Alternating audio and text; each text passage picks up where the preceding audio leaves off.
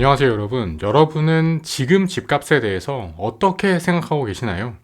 아직도 비싸다? 이제는 조금 싸진 것 같다. 혹은 집값에 대해서 아무 생각이 없다? 모두 자산이 각자 다 다르고 살고 계신 지역이 다 다르니까 아마도 생각이 모두 다르실 수 있을 것 같습니다. 하지만 그 생각이 확실히 정리되어야 집을 사든 말든 할 텐데요. 아직 비싸다고 생각되면 집을 안 사면 되고, 이제는 좀 싸다고 생각하면 슬슬 집을 사볼까 알아보아야 하기 때문입니다. 사실 이것은 모든 사람들의 고민이기도 합니다. 집을 살 때는 지금 이 가격에 사도 되는 게 맞는지가 고민이고, 전세를 알아볼 때도 지금 이 전세 시세가 괜찮은 것인지 어떤 것인지 알기가 매우 어렵기 때문입니다. 집을 사고 팔 때 전월세를 알아볼 때 우리가 의존하는 대부분은 그저 해당 지역 부동산 소장님의 몇 마디인 경우가 많습니다. 그래서 이번 영상에서는 여러분이 관심 있는 지역의 집값이 비싼지 혹은 싼지를 파악할 수 있는 방법 중에 가장 중요한 한 가지를 알려드리고자 합니다. 그것은 바로 해당 지역의 미분양 현황을 알아보면 된다는 것입니다. 여기서 말하는 미분양이란 새 아파트 청약을 할 때 청약에 당첨되고 그러고 난 사람들이 계약을 하고 나서도 남아있는 세대가 있는 것을 말합니다. 이번 영상을 통해서 미분양에 대한 감을 대략적이라도 잡으신다면 미분양이 낮다는 게 그래서 무슨 의미인지 얼추 느낌이라도 맞출 수 있으시게 될 것이고, 따라서 앞으로의 부동산 의사결정에 큰 도움이 되실 것이라 생각합니다. 그러니 이번 영상도 꼭 끝까지 시청 부탁드립니다.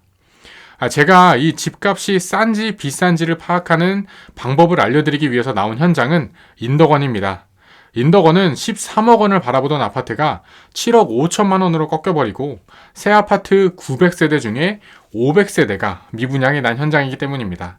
여러분은 혹시 인덕원이라는 지역을 들어보신 적이 있으신가요? 혹시 인덕원이 조금 생소하다면 과천, 안양, 평촌은 어떤가요? 그래도 과천이나 안양, 평촌은 대부분 얼추 한두 번은 들어서 알고는 계실 것 같습니다. 이곳 현장은 인덕원의 푸른 마을 인덕원 대우 아파트입니다. 이 아파트는 2001년에 준공돼서 이제 20년 차가 넘어가는 구축 아파트이고 세대수는 총 2000세대 수준입니다. 4호선 인덕원역에서는 도보로 15분 정도 걸리는 위치의 아파트입니다. 딱 전형적으로 생각하시는 일기 신도시의 아파트, 딱 길 가다가 가장 자주 보이는 한 20년, 30년 되는 아파트의 전형적인 모습인데요. 이 아파트 33평이 12억이라고 한다면 비싸다고 생각이 드시나요? 아니면 싸다고 생각이 드시나요? 아마도 이제 와서 보면 물론 인덕원에 GTX도 들어오고 또 뭐 지하철 많이 들어온다고 하고 주변에 새 아파트도 들어오고 과천이랑 가까운 입지이고 라고는 하지만 아무리 그래도 인덕원이 12억 원이라고 하시는 생각이 많이 드실 것 같습니다. 그리고 실제로도 사람들이 그렇게 생각해서 최저 7억 5천만 원까지도 급락하고 지금도 7억 5천에서 8억 수준의 거래가 되고 있기 때문입니다. 제가 현재 분위기가 어떤지, 현재 가격 수준이 싼지 비싼지를 알아보려면 주변 아파트의 미분양을 보면 된다고 말씀드렸는데요. 인덕원에 대해 가지고 있는 사람들의 이러한 생각이 인덕원 새 아파트의 청약 결과에서도 나타나고 있습니다. 인덕원 자이 SK뷰라는 아파트가 있습니다. 이 아파트는 전체 900세대 중에 무려 500세대가 미분양이 났는데요. 처음에 청약할 때는 최고 5대1 수준까지 청약률이 올라가면서 1순위 마감이 되었었는데 막상 청약 통장까지 쓰고 청약 다 당첨되었는데 아파트 가격 계속 떨어진다고 하고 주변 아파트 가격도 실제로 계속 떨어지고 내가 이 가격에 진짜 분양 계약을 하는 게 맞나 하는 생각이 드니까 결국 당첨된 거 다 포기를 하고 미분양으로 전체 900세대 중에 500세대가 나온 것입니다. 분양 가격이 도대체 얼마였길래 청약 통장까지 쓰고 당첨된 사람들까지 막상 계약은 안 하고 포기를 했던 것일까요? 이곳 분양가는 평당 약 3,200만 원으로 분양을 해서 24평이 7억 7천만 원이었고 30평이 8억 8천만 원이었습니다.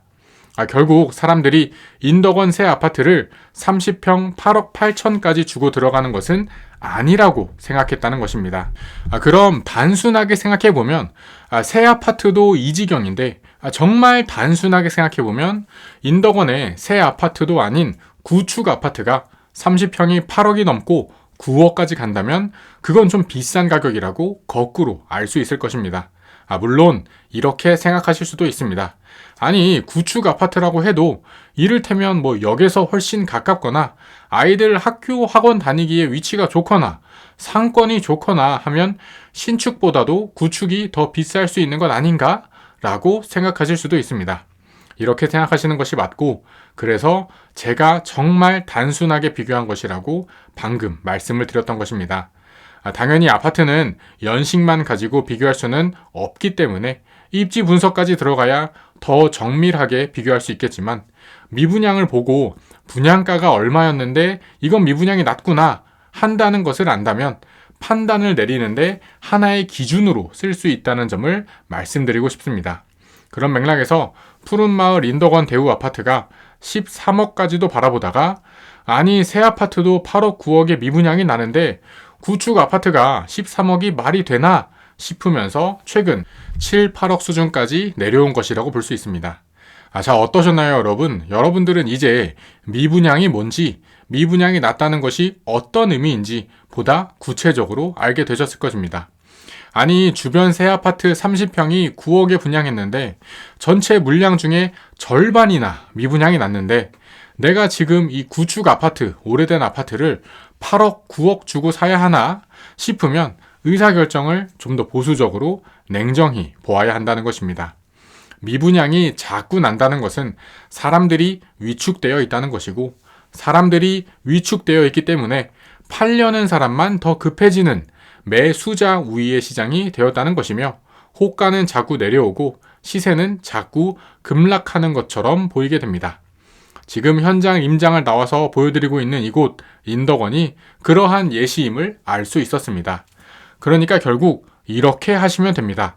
지금 당장 집을 사실 계획이 없으시더라도, 혹은 매매가 아니라 전월세를 알아보시는 중이시더라도 뉴스를 통해서 접하는 미분양 분위기, 특히 미분양된 단지의 당시 분양 가격을 한번 들여다보시면 가격이 싼지 비싼지에 대한 감을 잡으실 수 있으실 것입니다.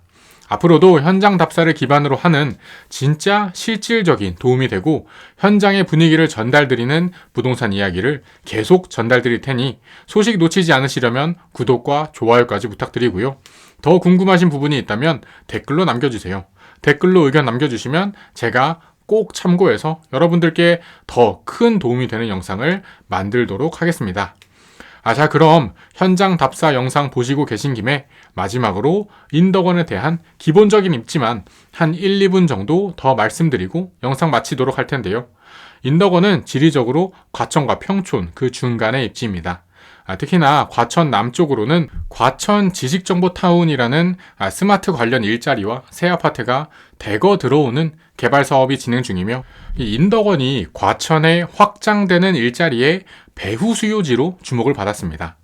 게다가 인덕원역은 현재는 4호선 하나만 지나는 역이고, 사실 주변으로도 별 볼 일 없는 그런 역이지만 미래에는 총 5가지 노선이 더 들어올 것으로 주목을 받았는데요.